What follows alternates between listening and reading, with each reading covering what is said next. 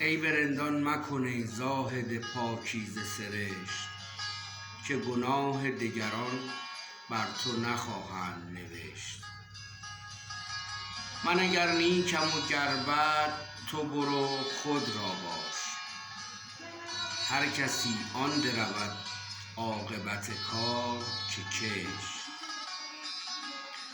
سر تسلیم من و خشت در میکده ها، مدعی گر نکند فهم سخن گو سر و خشت.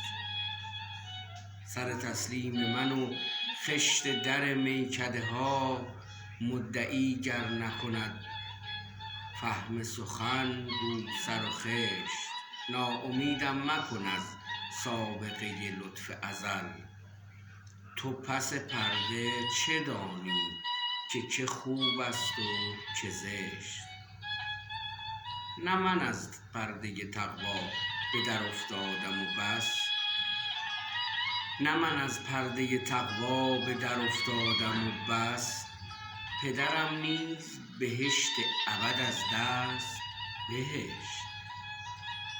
حافظا روز اجل گر به کف آری جامی، یکسر از کوی خرابات برندت به بهشت.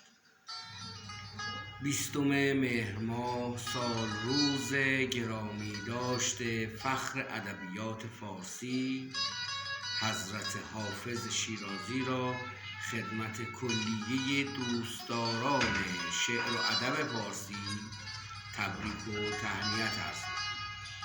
ایام به کام و دلتون شاد.